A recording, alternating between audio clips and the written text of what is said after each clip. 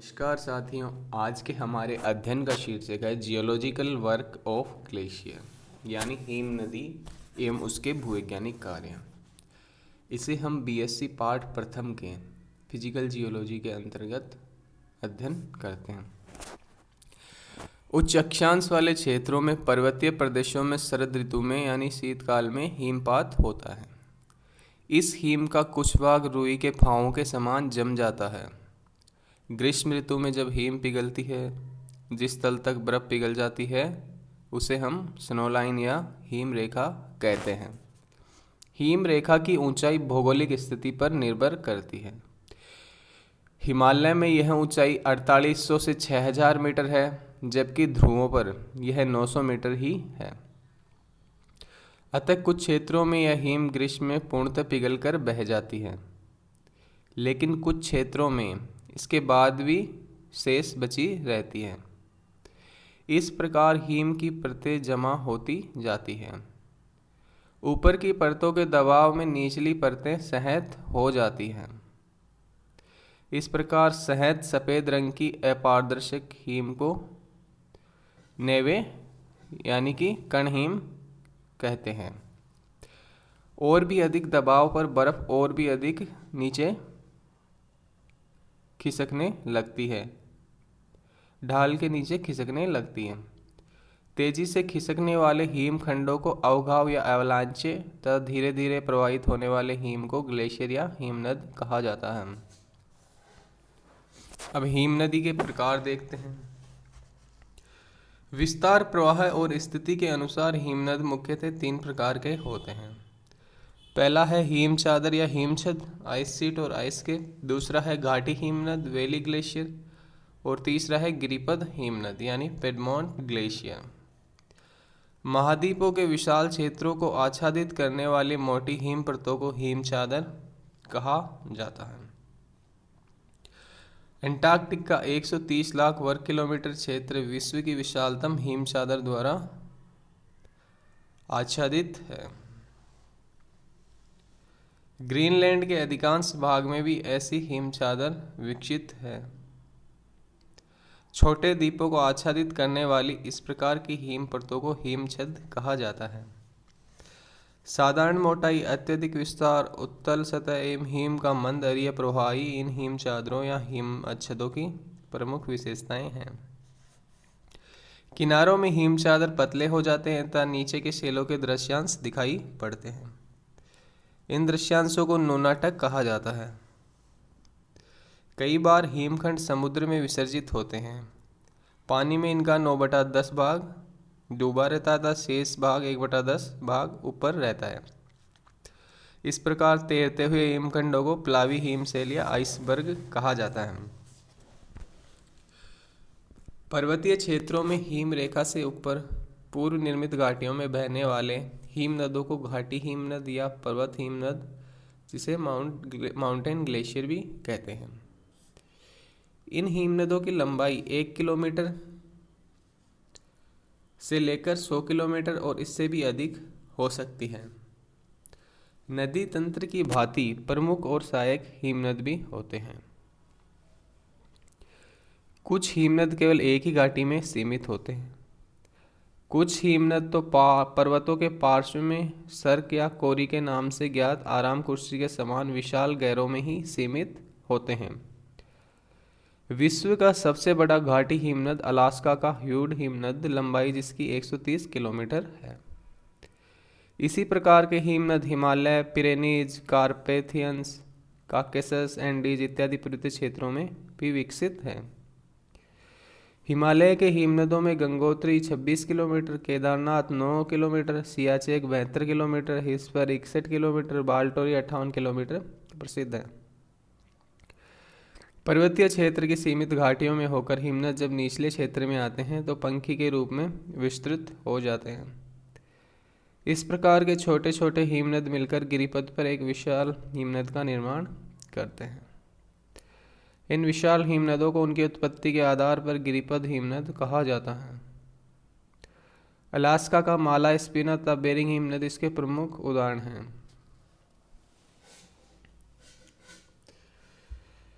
हिमनदों का वेग एवं हिम विदर।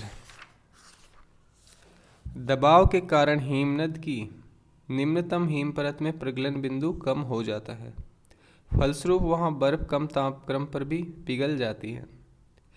इस प्रकार क्रिस्टलीय ठोस पदार्थ पर भी हिम अपने भाग के कारण प्रवाहित होता है। प्रवाह के समय घर्षण के कारण ऊष्मा उत्पन्न होती है और हिम पिघलकर प्रवाह में सहायक होती है। लेकिन हिम प्रवाह जल प्रवाह से भिन्न है। जल तो केवल ढाल में नीचे की ओर बह सकता है, लेकिन हिमनद प्रवाह मार्ग में आने वाले प्रतिकूल ढालों पर ऊंचाई की ओर भी प्रवाहित हो सकता है। स्कैंडिनेविया और उत्तरी अमेरिका में हिमनदों के ढाल के प्रतिकूल बहाव के स्पष्ट प्रमाण हैं। हिमनद का वेग कुछ सेंटीमीटर प्रतिदिन से 30 मीटर प्रतिदिन तक हो सकता है। हिमालय का बालेरी हिमनद का वेग 1.76 मीटर प्रतिदिन और फेडचेंको घाटी हिमनद का वेग मात्र 0.45 मीटर प्रतिदिन है। हिमनद में ऊर्ध्वाधर रूप से दो मुख्य भाग होते हैं। निचला भाग प्लास्टिक का होता है तथा उसे प्रवाह कटिबंध कहते हैं। ऊपरी भाग भंगुर होता है तथा उसे विभंग क्षेत्र कहा जाता है। हिमनदों के पार्श्वों की अपेक्षा मध्य भाग का वेग अधिक होता है। वेग के इस अंतर के कारण विभंग क्षेत्र में दोनों पार्श्वों में तिरछी दरारें पड़ जाती हैं। इन दरारों को सीमांत हिम विदर यानी कि मार्जिनल क्रीवेसेस कहते हैं। इसी प्रकार जब हिमनद तंग घाटी से निकलकर चौड़ी घाटी में प्रवेश करती है तो उसकी चौड़ाई में भी वृद्धि होती है। इस विस्तार के कारण विभक्त क्षेत्र में लंबाई के समांतर विकसित हिम विदर को अनुदैर्ध्य हिम विदर कहते हैं। इसी प्रकार अकस्मात हिम नदी की घाटी में ढाल में परिवर्तन होने पर उनकी गति एकाएक बढ़ जाती है या घट जाती है। फलस्वरूप तनाव या संपीड़न होता है। इसके परिणाम स्वरूप लंबाई में लंबवत दरारें पड़ जाती है। इनको अनुप्रस्थ हिम विदर कहते हैं। इन विभिन्न प्रकार के विदरों की गहराई और चौड़ाई सूर्य के ताप और लगने वाले प्रतिबल पर निर्भर करती है।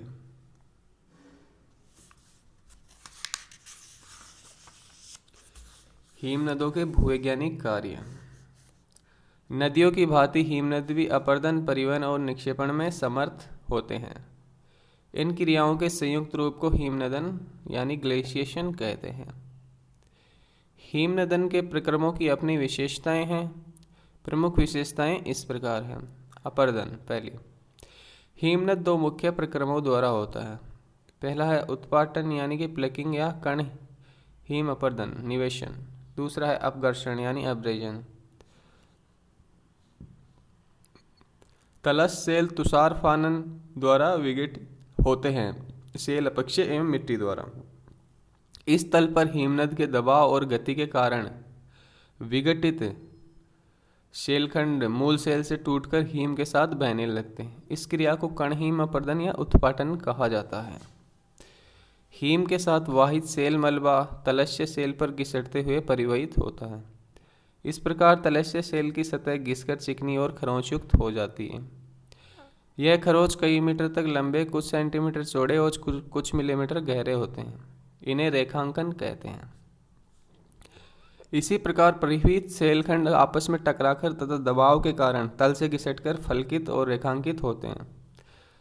अति दबाव पर टूटने से सूक्ष्म कण भी उत्पन्न होते हैं। इन सब के मिश्रण को हिमनद गोलाश में कहा जाता है।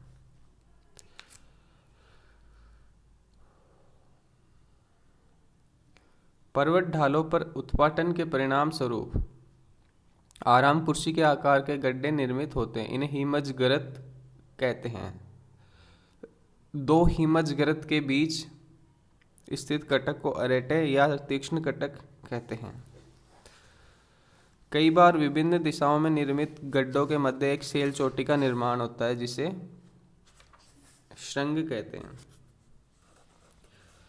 यदि हिमनद प्रवाह के मार्ग में सामान्य ऊंचाई की पहाड़ी आ जाए तो उसका पहला पार्श्व तो अपकर्षण द्वारा चिकना और क्रमशः ढाल वाला हो जाता है, लेकिन दूसरा पार्श्व सोपानी और खड़ी ढाल वाला बनता है।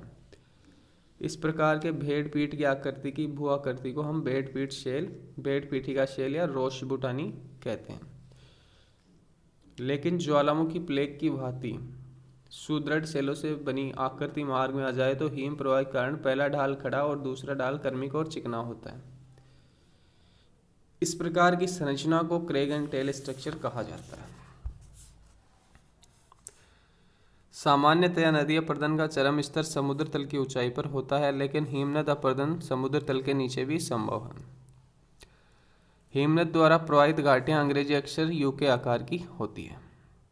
समुद्र तल की गहरी हिम द्वारा निर्मित घाटियों को फियोर्ड कहते हैं। सहायक हिमनद की घाटियां मुख्य हिमनद की घाटियों की अपेक्षा अधिक ऊंचाई पर होती हैं। इस प्रकार सहायक घाटियां मुख्य घाटी की अपेक्षा लटकती हुई नजर आती है। इस प्रकार की घाटियों को निलंबित घाटियां या हैंगिंग वैली कहा जाता है। परिवहन एवं निक्षेपण। तलस्थ सेल एवं घाटियों के पार्श्व से उत्पाटित अपरद हिम के साथ परिवहित होता है। हिम ठोस होने के कारण नदियों की अपेक्षा इनकी छटाई की सामर्थ्य बहुत कम होती है। इस प्रकार विभिन्न साइजों के फलकित और कोणीय सेल चूर्ण एक साथ परिवहित होते हैं। हिम नदों द्वारा परिवहित सेल मलबा तली पार्श्व या उनके अग्रभाग में निक्षेपित होता है। हिम पिघलने पर उत्पन्न हिमानी नदियां भी इन पदार्थों को परिवहित और निक्षेपित करती हैं। हिमानी उत्पत्ति के अपरदित पदार्थों के सभी निक्षेपों को हिम नदोड़ या ड्रिफ्ट कहते हैं। यह हिम नदोड़ मुख्यतः दो प्रकार के होते हैं, अस्थिरित या स्थिरित। अस्थिरित हिम नदोड़ों को गोलाश्म मृत्तिका और उनसे निर्मित सेलों को टिलाइट कहते हैं।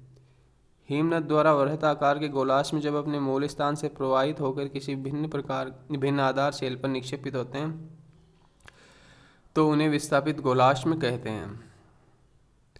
बहुधा अनियमित स्थलाकृति वाले निचले क्षेत्रों में गोलाश्म मृत्तिका के जमाव में 8 से 65 मीटर ऊंचे तथा चौड़ाई से लगभग 3 गुना अधिक लंबे टिब्बों का निर्माण होता है। इन टिब्बों को हिम नदोड़ टिब्बे या ड्रमलिन कहा जाता है। हिम नदन जिधर से आते हैं उधर का ढाल खड़ा और जिधर जाते हैं उधर का ढाल मंद होता है। ड्रमलिन अधिकांशतः झुंडों में पाए जाते हैं। इस प्रकार निर्मित स्थलाकृति को अंडों से भरी टोकरी बास्केट ऑफ एग कहते हैं। अस्थिरित हिम नदों में सबसे अधिक महत्वपूर्ण निक्षेप हिमोड या मोरेन है। हिमोड गोलाश्म मृत्तिका के अस्थिरित संचय होते हैं।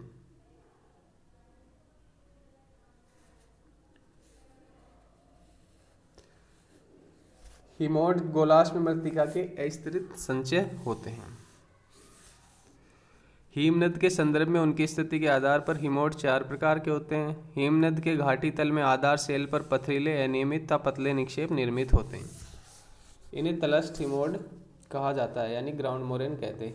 हिमनद की घाटियों में दोनों तटों पर प्राय 30 मीटर ऊंचे गोलाश्म मृत्तिका के हिम घाटी के लंबाई के समांतर कटक को लैटरल मोरेन कहते हैं। दो घाटी हिमनदों के संगम में उनके पार्श्विक हिमोड मिलकर मध्यस्थ हिमोड यानी मीडियल मोरेन का निर्माण करते हैं। हिमनद के अंतिम छोर में शेल मलबा के निक्षेपण से निर्मित हिमोड को टर्मिनल मोरेन कहा जाता है। इस प्रकार पीछे हटने पर निम्न स्थितियों में तत्कालीन स्थिति के लिए अग्रांत से हिमोड बनते हैं। इन्हें निवर्तन हिमोड या रिसेशनल मोरेन कहते हैं। हिमनद प्रवाह की दिशा में पर्वत 5 से 50 मीटर ऊंचे बालू बजरी गोलाश्म तथा मृत्तिका से बने सर्पाकार मेड़नुमा कटकों को एस्कट या हिमवाद मृद कटक कहते हैं। अग्रास्त हिमोड से निचले क्षेत्र में हिमानी जलधाराएं विस्तृत क्षेत्र में फैल जाती हैं।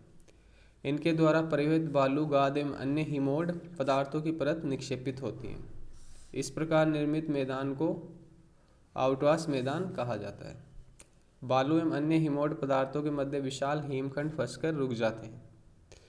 इनके पिघलने पर स्थानीय गड्ढे निर्मित होते हैं। इन्हें कैटल या हिमानी गर्त कहा जाता है।